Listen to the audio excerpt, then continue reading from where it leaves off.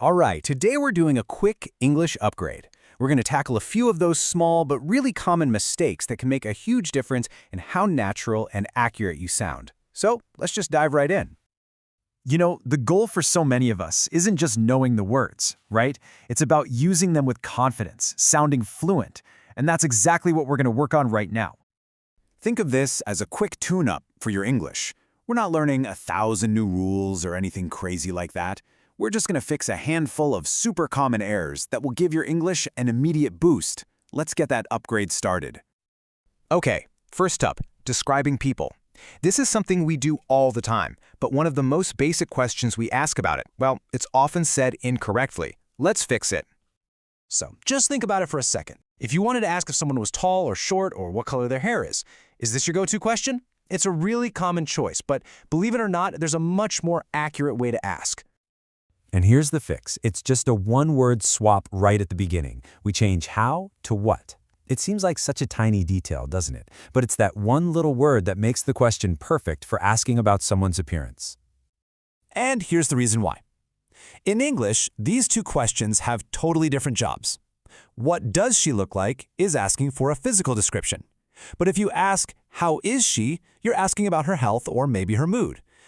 This mix-up happens all the time because a lot of other languages use the same word for both, so it's a completely understandable mistake. So here's a super simple way to remember it. If the answer you're looking for is something physical, tall, short hair, blue eyes, your question has to start with what? It's really that straightforward. This is such a great way to think about your vocabulary. See, on the left, we've got words for appearance, which answer the question, what does she look like? Then on the right, you've got words for personality, and those answer the question, what is she like? See how that one little word, look, just changes everything? And one last tip on this. When you're answering the question, you don't actually need to use the verb looks. Saying something like, she looks like tall is a really common mistake. Just answer directly, she's tall with dark hair. It's simpler and it just sounds so much more natural. Okay, let's move on. Part 2 is all about a few essential grammar fixes. Seriously, getting these right are absolute game changers for your fluency. The famous third-person S. This has got to be the #1 most forgotten rule in English. Just remember, anytime you're talking about he, she, or it in the present tense, that verb needs an S on the end. So it's not she work, it's she works. It's not my father have, it's my father has. And hey, if you forget this sometimes, don't sweat it. You're definitely not alone. This whole S thing doesn't even exist in a lot of other languages. And honestly, even when native speakers talk fast, that little S sound can get swallowed, so it's really hard to hear. The key is just to practice it consciously for a while. Our next little upgrade is all about making sure your pronouns match. If you're talking about Victor, who is a man, you have to use male pronouns like he and his. Using her is a tiny slip-up, but it can cause some pretty big confusion. It's all about making sure your words point to the right person.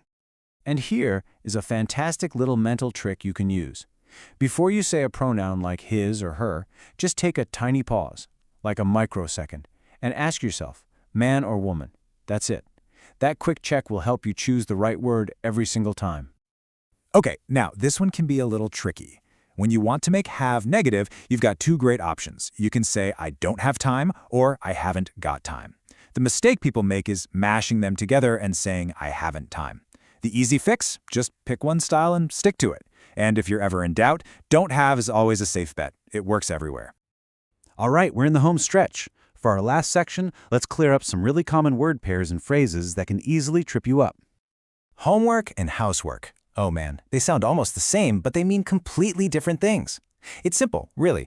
Homework is for your brain. It's school stuff, studying, essays. Housework is for your house, cleaning, cooking, doing laundry.